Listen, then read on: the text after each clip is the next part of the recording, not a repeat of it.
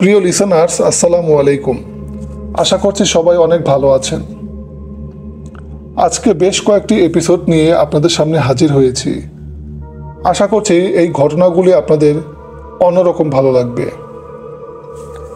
ঘটনাগুলি শুরু করার আগে একটি কথা বলতে চাই, যারা আমাদের চ্যানেলটি এখনও সাবস্ক্রাইব করেননি তারা প্লিজ আমাদের চ্যানেলটি সাবস্ক্রাইব করবেন এবং প্রতিটি ভিডিওতে লাইক, কমেন্ট, শেয়ার করতেও ভুল করবেন না। চাইলে আপনারা আমাদেরকে ঘটনাও পাঠাতে পারেন। আপনাদের সঙ্গে ঘটে যাওয়া ভৌতিক ঘটনা বা আপনাদের পরিচিত কারোর সাথে ঘটে যাওয়া ভৌতিক ঘটনাগুলি আমাদেরকেও পাঠাতে পারেন।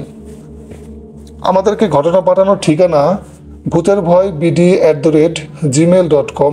এই ঠিকানায় আপনারা আপনাদের ভৌতিক ঘটনাগুলি পাঠাতে পারেন।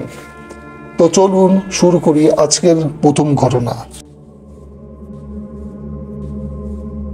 আজকের এপিসোডের প্রথম যে ঘটনাটি আপনাদের সাথে শেয়ার করব, এই ঘটনাটি আমাদেরকে পাঠিয়েছেন আব্দুল সালাম ভাই।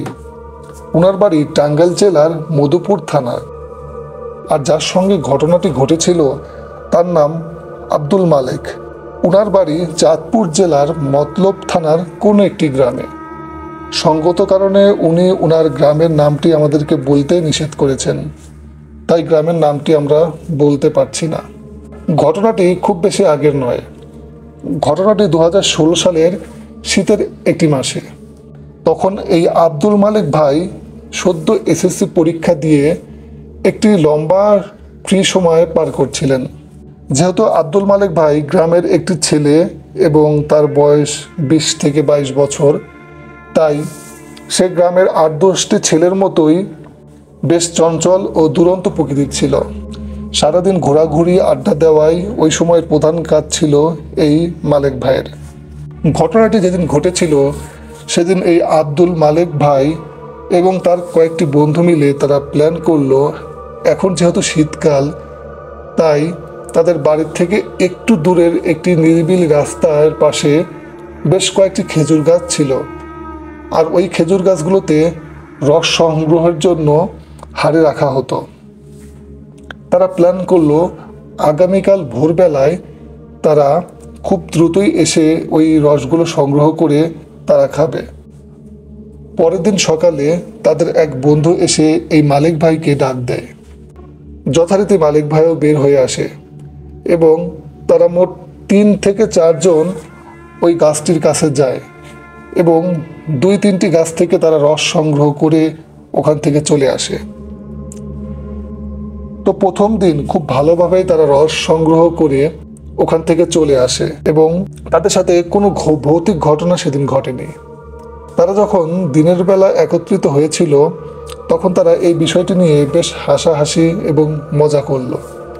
এই বলে যে ওই রসটি ছিল খুবই সুস্বাদু এবং মিষ্টি, আর চুরি করে রস সংগ্রহ করে খাওয়াটা তখন তারা একটি অন্যরকম মজা বলে মনে করে নিল। ঠিক এইভাবে 2 দিন পর তারা আবারও প্ল্যান করলো আগামীকাল আবারও তারা এভাবে রস সংগ্রহ করে রস খাবে। যথারীতি সেই কথার ভিত্তিতে পরের দিন সকালে আবারও সেই 4-5 জন বন্ধু রস সংগ্রহ করতে যায়।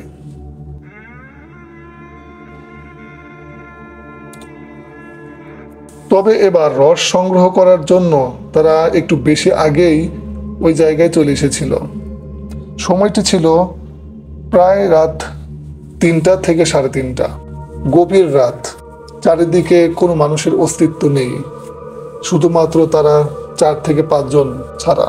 তারা যখন গাছটির কাছাকাছি গেল তারা একটি বিষয় দেখে অবাক হয়ে গেল। তারা দেখতে পেল 7 থেকে 8 ফিট লম্বা একজন মানুষের মতো কিছু একটা ওই খেজুর গাছের কাছে গিয়ে হাড়ের দিকে তাকিয়ে আছে। তারা প্রথম দিকে ভাবলো হয়তোবা যারা রস সংগ্রহ করার জন্য এই হাড়ি রেখে যায় তারাই এসেছে রসের হাড়ি নেওয়ার জন্য।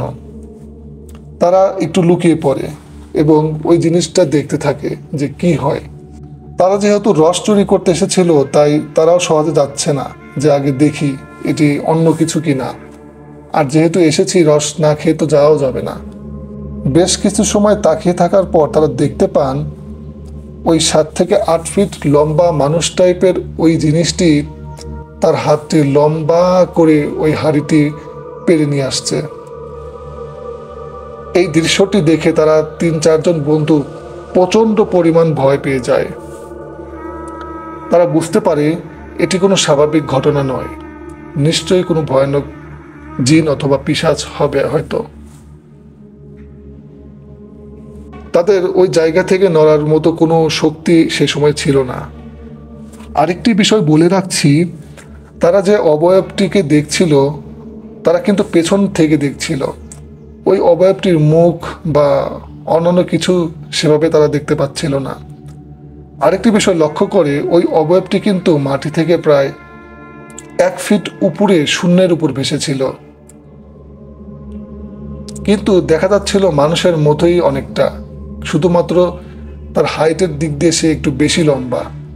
মালিক ভাই এবং মালিক ভাইয়ের বন্ধুরা আরো একটি জিনিস দেখতে পেল, সে রসের হাঁড়িতে নামিয়ে রস খেতে লাগলো। মালিক ভাইয়ের সাথে থাকা এক বন্ধু ছিল খুবই ভীতু টাইপের, সে এই দৃশ্যটি দেখে একটু শব্দ করে ওঠে। ঠিক তখনই ওই মানুষরূপী পিশাচ বা জিন যেটাই বলি না কেন, সেই জিনিসটি পিছন দিকে ঘুরে তাকায় এবং তারা যে দৃশ্যটি দেখতে পায় তারা দেখার জন্য প্রস্তুত ছিল না। তারা দেখতে পেল খুবই বীভৎস, খুবই ভয়ানক একজন মানুষ টাইপেরই কিছু একটা, যার বর্ণনা তারা কোনোভাবেই দিতে পারছিল না। এটির বর্ণনা দেওয়ার মতো না, এমন একটি বীভৎস, এমন একটি ভয়ানক। তার চেহারাটি ছিল অনেকটা মানুষ পুড়ে গেলে যে একটি চেহারা বা আকৃতি ধারণ করে, অনেকটা সেরকম। এই ভয়ানক দৃশ্যটি দেখার পরে তারা ওখান থেকে নড়াচড়ার শক্তিটিও হারিয়ে ফেলে, আর দেখতে পায় ওই লম্বা পিশাচ টাইপের অবয়বটি তার 2 হাত বাড়িয়ে তাদের দিকে এগিয়ে দিচ্ছে। এই দৃশ্যটি দেখার পরে সমস্ত শক্তি সঞ্চয় করে তারা একই সঙ্গে দৌড় শুরু করে। দৌড় শুরু করার পরে তারা পিঠে আঘাত পায় এবং মাটিতে পড়ে যায়। তারা উঠে সামনের দিকে তাকিয়ে দেখে সেই ভয়ানক পিশাচ টাইপের জিনিসটি এবার পিছনে নয়, তাদের সামনে দাঁড়িয়ে আছে। তাদের সবাইকে একসঙ্গে ধরে আছাড় দিতে থাকে। এরপর তারা জ্ঞান হারিয়ে ফেলে। মালিক ভাইয়ের যখন জ্ঞান ফিরে আসে তখন তিনি শুনতে পান পাশের মসজিদ থেকে আজান দিচ্ছে, আর তাদের 3 বন্ধু তাদের ঠিক পাশেই এখনো অচেতন অবস্থায় পড়ে আছে, কিন্তু ওই পিশাচ টাইপের জিনিসটি তাদের আশেপাশে নেই। মালিক ভাই দ্রুত তাদের বন্ধুদেরকে জ্ঞান ফেরানোর চেষ্টা করে। কিছু সময়ের মধ্যে তাদের 3 জন বন্ধুরই জ্ঞান ফিরে আসে। তারা তখনও প্রচণ্ড ভয় পাচ্ছিল, যদিও ফজরের নামাজের আজান দিয়েছিল, কিন্তু চারিপাশে তখনও অন্ধকার ছিল। তাই তারা ওখানেই বেশ কিছু সময় বসেছিল এবং বিভিন্ন দোয়া কালেমা পাঠ করতে লাগলো। কিছু সময় পর যখন আকাশে একটু রোদের আলো দেখা যাচ্ছিল এবং চারিপাশে পরিষ্কার হতে লাগলো, তখন তারা নিজেদের জামা কাপড় পরিষ্কার করে বাড়ির দিকে রওনা হলো এবং তাদেরকে বলা হলো আজকের এই ঘটনা যেন কারোর বাড়িতে বলা না হয়, কারণ যেহেতু তারা রস চুরি করতে এসেছিল আর এই চুরির কথা বাড়ির কেউ জানলে তাদের অনেক বকাঝকা করা হতে পারে। তাই তাদেরকে নিষেধ করা হলো কেউ যেন বাড়িতে কোনো বিষয় না জানানো। যথারীতি সবাই বাড়িতে চলে আসে। সেদিন রাত থেকে মালিক ভাইয়ের প্রচণ্ড জ্বর শুরু হয়। জ্বরের কারণে তাদের বন্ধুদের সাথে সে আর দেখা করতেও পারেনি। কিন্তু মালিক ভাই সেদিন রাত্রের বেলায় একটি অদ্ভুত স্বপ্ন দেখেন। স্বপ্নে মালিক ভাই দেখতে পান খেজুর গাছের পাশে যে লম্বা পিশাচ টাইপের ভয়ানক একটি অবয়ব ছিল, সেই জিনিসটি স্বপ্নে এসে তাকে বলছিল, তুই কি ভেবেছিস তুই বেঁচে গিয়েছিস? না, তুই বেঁচে যাসনি। সময় হলে তোকে আমি আবার ধরে ফেলবো, আর সেদিনই হবে তোর শেষ দিন। ভয়ঙ্কর সেই কণ্ঠ এবং ভয়ঙ্কর একটা রূপ নিয়ে এই মালিক ভাইয়ের স্বপ্নে ওই জিনিসটি এসেছিল। মালিক ভাই স্বপ্নটি দেখে খুবই ভয় পেয়ে যায় এবং তখন তার ঘুম ভেঙে যায়। তিনি আবারও ঘুমিয়ে পড়েন। এভাবে সে প্রতিটি রাত্রের বেলায় বিভিন্নভাবে ওই অবয়বটিকে স্বপ্নে দেখতে থাকেন এবং স্বপ্নে বিভিন্ন ধরনের হুমকি এই মালিক ভাইকে দিতে থাকেন। 3 দিন পর মালিক ভাই যখন একটু সুস্থ হয়ে ওঠে, তখন মালিক ভাই তাদের সেই বন্ধুদের সাথে দেখা করে এবং এই স্বপ্নের বিষয়টি তাদের সাথে শেয়ার করে। মালিক ভাই একটি বিষয় শুনে আশ্চর্য হয়ে যান। ঠিক একই রকমের স্বপ্ন একই সময় একইভাবে তাদের অন্যান্য বন্ধুদেরকেও দেখানো হয়েছিল। তারা এবার বেশ ভয় পেয়ে যায়। তারা চিন্তা করে আসলে আমাদের সঙ্গে খারাপ কিছু হতে যাচ্ছে, কিন্তু তারা এই সাহস পাচ্ছে না যে বাড়িতে খুলে বলবে এই ঘটনাগুলো, কারণ রস তারা চুরি করতে গিয়েছিল। চুরির কথা শুনলে কেউ তাদেরকে ভালো চোখে দেখবে না। সেদিন তারা সন্ধ্যার আগেই বাড়িতে ফিরে আসে। তাদের মনের মধ্যে একটি অজানা ভয়ও কাজ করছিল। সেদিনের পর থেকে আর কোনো স্বপ্ন বা আর কোনো হুমকি এই মালিক ভাই স্বপ্নের মাধ্যমে পায়নি। এভাবে কেটে যায় প্রায় 1 বছর। এই 1 বছরের মধ্যে আর কোনো তেমন ঘটনা ঘটেনি। এই 1 বছর পরে আবারও শীতের এরকম একটি মাস চলে আসে। আর শীতের মাসে গ্রাম অঞ্চলে ওয়াজ মাহফিল, জালসা এগুলো প্রায় প্রতিদিনই হয়ে থাকে। তো ঘটনার দিনে এই মালিক ভাই তাদের পার্শ্ববর্তী একটি গ্রামে তাদের ওই বন্ধুদেরকে নিয়ে ওই জালসাতে ঘুরতে যায়। জালসাতে বিভিন্ন জায়গায় ঘোরাফেরা করে তাদের প্রায় রাত 9টা কি 10টা বেজে যায়। তারা এবার বাড়িতে ফেরার প্রস্তুতি নেয়। মালিক ভাই সহ তারা যে 3 বন্ধু মিলে ওই জালসাটিতে গিয়েছিল, ওই জালসার পাশেই ছিল তাদের 2 বন্ধুর আত্মীয়র বাড়ি। কোনো একটি কারণে তারা 2 বন্ধু ওই জায়গায় থেকে যায়। এরপর মালিক ভাই এবং মালিক ভাইয়ের এক বন্ধু মিলে তারা বাড়ির দিকে রওনা দেয়। মালিক ভাইয়ের পার্শ্ববর্তী যে গ্রামটিতে জালসা হচ্ছিল, ওইখান থেকে তাদের বাড়িতে আসার পরিবেশ, রাস্তার একটু বিবরণ দিয়ে নিচ্ছি। তাদের বাড়িতে আসতে হলে একটি বিশাল খোলা ধানের মাঠ পার হয়ে ছোট্ট একটি জঙ্গলের মতো বন পার করে এই মালিক ভাইয়ের বাড়িতে আসতে হতো। তারা 2 বন্ধু যখন ওই খোলা মাঠের মধ্যে চলে আসলো এবং ওই মাঠের মাঝখানে একটি ছোট ব্রিজও ছিল, ওই ব্রিজটিতে আসার একটু আগে তারা একটি বিষয় লক্ষ্য করলো, ওই ব্রিজটির উপরে কিছু একটা বসে আছে। কিন্তু জিনিসটি ছিল একদম স্বাভাবিক একটি মানুষের মতোই, কিন্তু বেশ মোটা ধরনের। তিনি ভাবলো এখানে থাকতেই পারে, গ্রামের মাঝে খোলা জায়গায় থাকতেই পারে একজন মানুষ। কিন্তু তারা এটাও ভাবলো এই শীতের রাত্রের বেলায় এরকম একটি খোলা জায়গায় একা একা একটি মানুষ বসে থাকাটাও একদম স্বাভাবিক বিষয়ও নয়। যাই হোক, যেহেতু ওই জিনিসটির মধ্যে তারা কোনো অস্বাভাবিক কোনো বিষয় লক্ষ্য করেনি, তাই তারা 2 বন্ধু মিলেই আবারও হাঁটতে লাগলো। মালিক ভাই এবং মালিক ভাইয়ের বন্ধু যখন আবারও হাঁটতে লাগলো, তখন ব্রিজে বসে থাকা ওই জিনিসটির একটি বিষয় দেখে তারা অবাক হয়ে গেল। তারা দেখতে পেল ওই জিনিসটি হাঁড়িতে করে কিছু একটা খাচ্ছে, আর হাতে থাকা ওই জিনিসটি দেখতে পেল এটা একটি রসের হাঁড়ি টাইপের কোনো একটি কিছু। তখন হঠাৎ করেই এই মালিক ভাইয়ের সেই 1 বছর আগের ওই ঘটনাটি মনে পড়ে যায়। এই কথাটি মনে করার সঙ্গে সঙ্গে ব্রিজের উপরে থাকা সেই মানুষ টাইপের জিনিসটি মুহূর্তের মধ্যেই সেই আগের মতো রূপ ধারণ করলো। প্রায় 7 থেকে 8 ফিট লম্বা একটি পিশাচ টাইপের রূপ ধারণ করলো। তার সেই ভয়ানক চাহনি এবং বিভৎস রূপ দেখে মালিক ভাই এবং মালিক ভাইয়ের সঙ্গে থাকা ওই বন্ধুটি প্রচণ্ড পরিমাণ ভয় পেল। ঠিক ওই সময়ে সেই পিশাচটি বলে উঠল, কিরে, আমাকে চিনতে পেরেছিস? ভেবেছিস এতদিন তোদের সামনে আসিনি বলে তোরা বেঁচে গিয়েছিস? আসলে তা নয়, তোরা যেন ঘটনাটি ভুলে যাস, সেজন্যই আমি এতদিন তোদের সামনে আসিনি। আমি শুধু সময়ের অপেক্ষায় ছিলাম, কবে তোদেরকে এরকম একটি খোলা জায়গায় খুঁজে পাবো, আর সেদিনই হবে তোদের জীবনের শেষ দিন।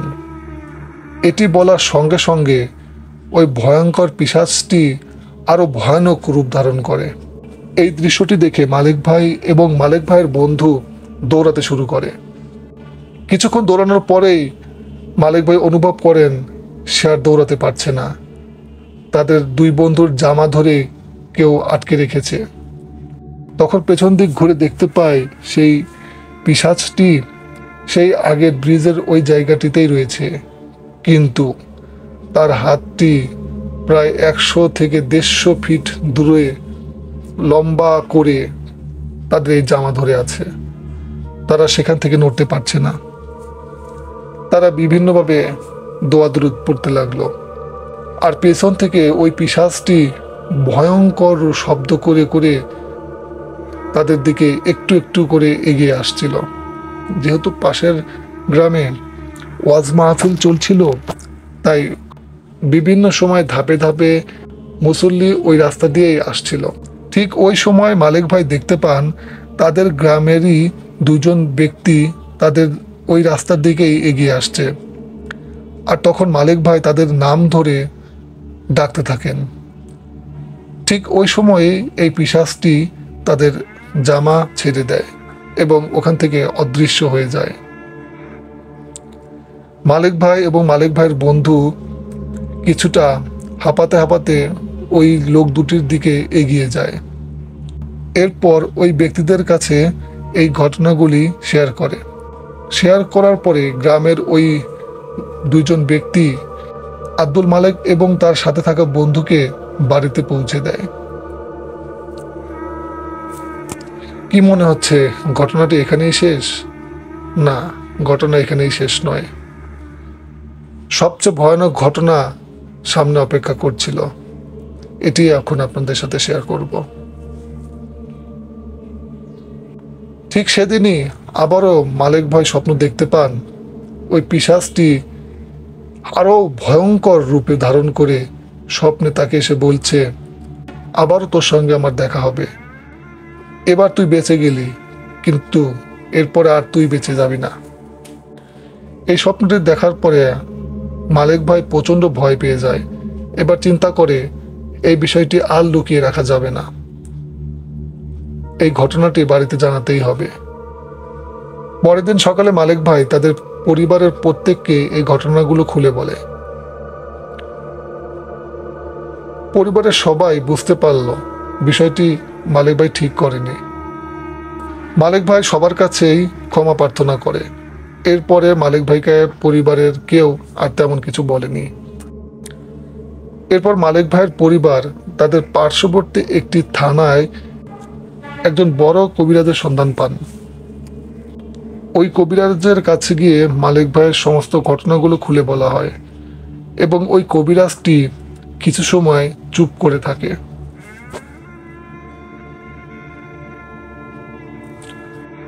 চুপ করে থাকার কিছুক্ষণ পরে ওই কবিরাজটি মালিক ভাই এবং মালিক ভাইয়ের পরিবারের কাছে একটি ভয়ঙ্কর তথ্য উপস্থাপন করে।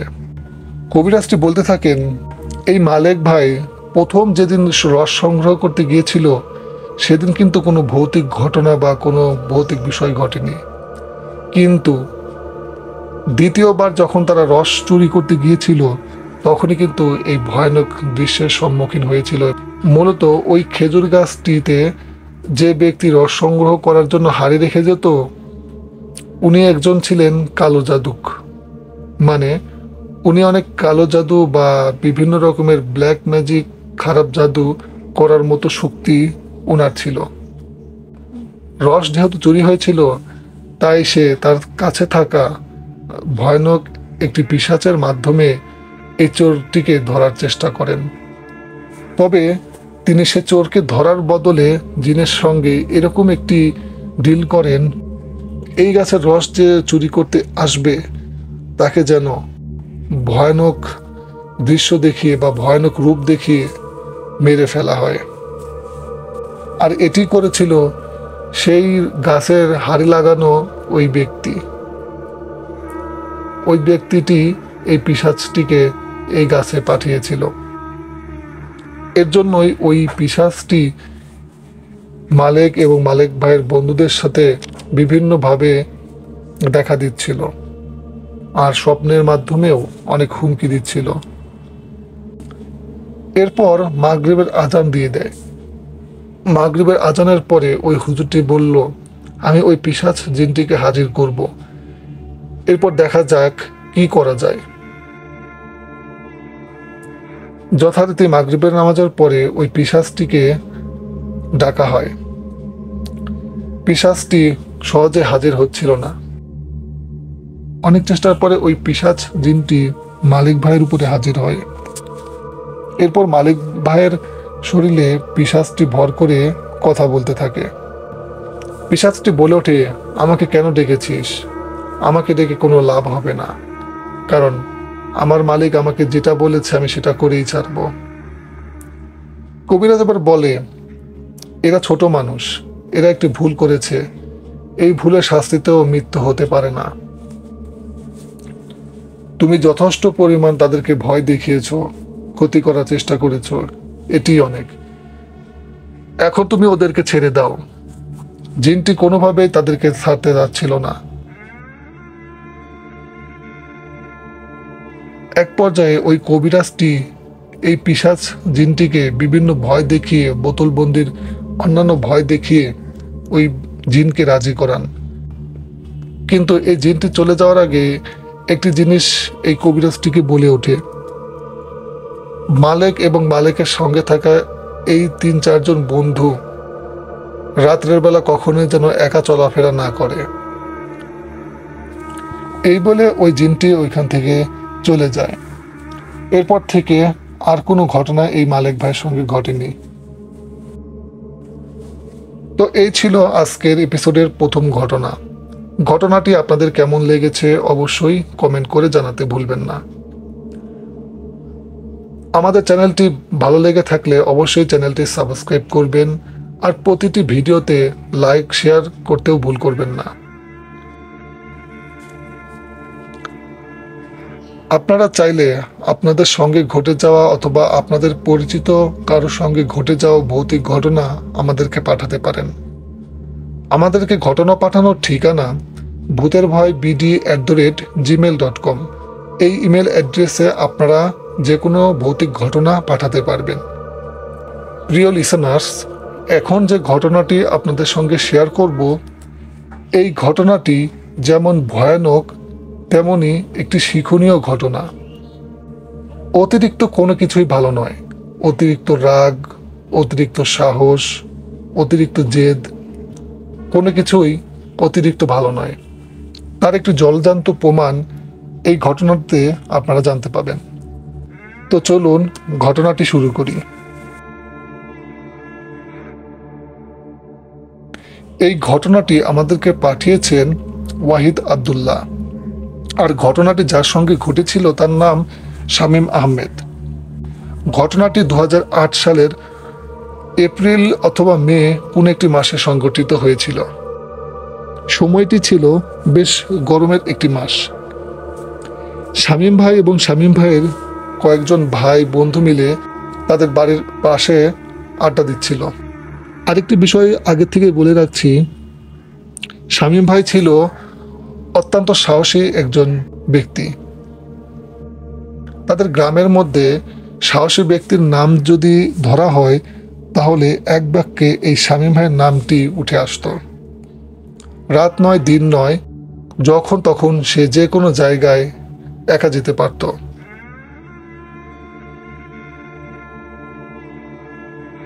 তো ঘটনার একটি দিনে শামীম ভাই এবং শামীম ভাইয়ের বেশ কয়েকজন ভাই বন্ধু মিলে আড্ডা দিচ্ছিল। সেদিন বিভিন্ন কথা প্রসঙ্গে এই শামীম ভাইয়ের সাহস নিয়ে তারা বিভিন্ন কথা তুলে ধরে। তারা বলে তাদের পার্শ্ববর্তী একটি গ্রাম রয়েছে, গ্রামটি বেশ দূরেই। ওই গ্রামটিতে একটি পরিত্যক্ত জমিদার বাড়ি রয়েছে। ওই জমিদার বাড়িটি ঘিরে অনেক ভৌতিক ঘটনাও নাকি ঘটেছে। তো কথায় কথায় শামীম ভাইয়ের বন্ধুরা শামীম ভাইকে বলে ওঠে, তুই যদি ওই জমিদার বাড়িতে রাত 12টার সময় গিয়ে একটি গাছের পাতা নিয়ে আসতে পারিস, তাহলে আমরা বুঝে নেব তুই আসলে অনেক সাহসী। এর জন্য তোকে 1000 টাকাও দেওয়া হবে। আর যেহেতু আমি আগেই বলেছিলাম শামীম ভাই বেশ সাহসী প্রকৃতির একটি ছেলে, তাই তার কাছে এই বিষয়টি খুবই সামান্য এবং একটি সাধারণ ব্যাপার বলেই তার কাছে এটি মনে হয়েছিল।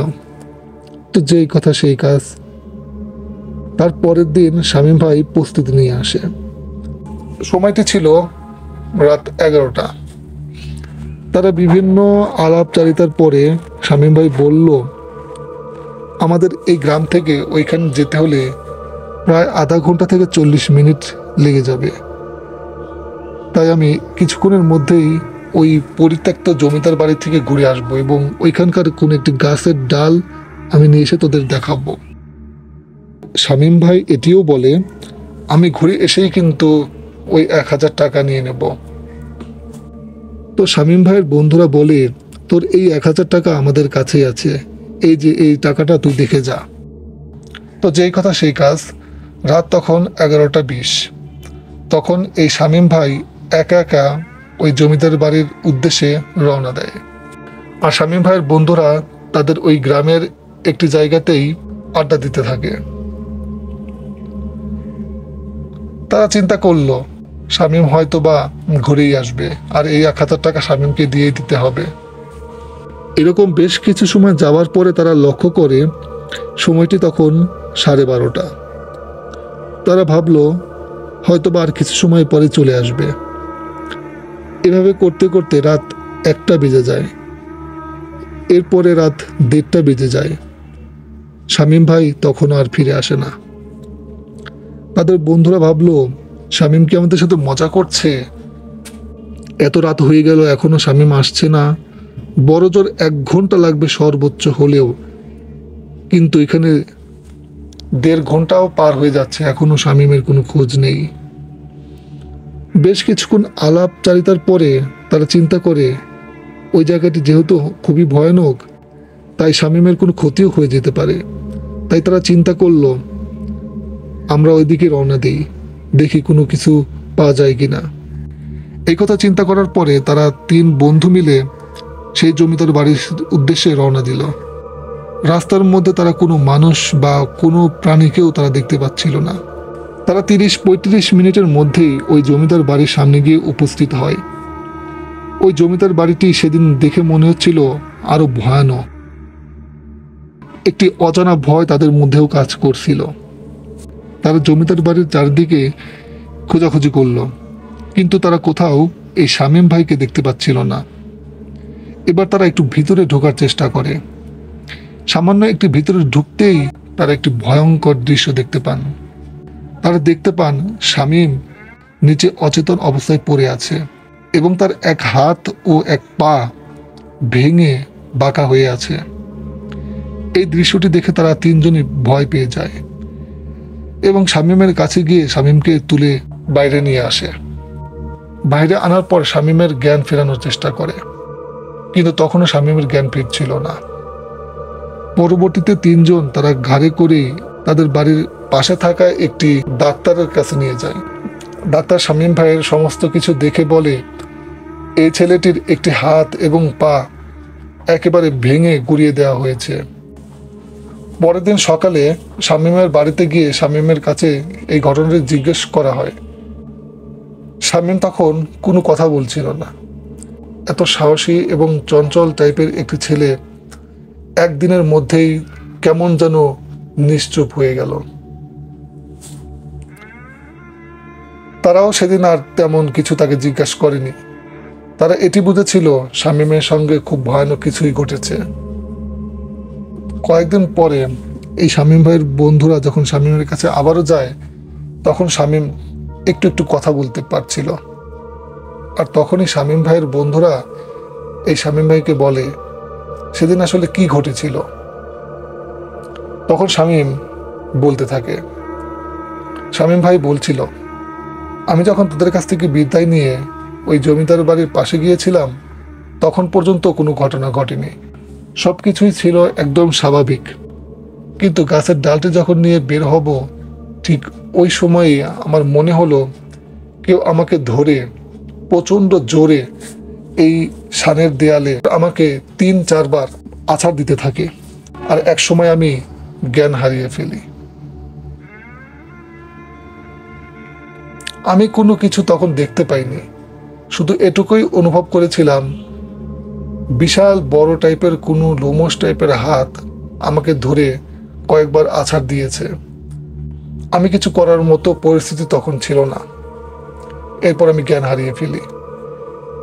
সাহস থাকা মানুষের ভালো, কিন্তু এত সাহস মানুষকে দেখানোটা কতটা যে বোকামি তার জলজান্ত প্রমাণ আমি নিজেই। আজ এত সাহস দেখিয়েছি বলেই আমার জীবনটা নষ্ট হয়ে গেল। এরপর শামীম ভাইয়ের সঙ্গে আর কোনো ভৌতিক ঘটনাও ঘটেনি, কিন্তু তার যে এই দুর্ঘটনা ঘটলো, এই দুর্ঘটনার দায় কে নেবে? শুধুমাত্র এই শামীম ভাইকে নিতে হবে। তাই আমি বলবো, কোনো বিষয় নিয়ে এতটা সাহসিকতা দেখানো উচিত নয়, বিশেষ করে ভৌতিক কোনো বিষয়ে।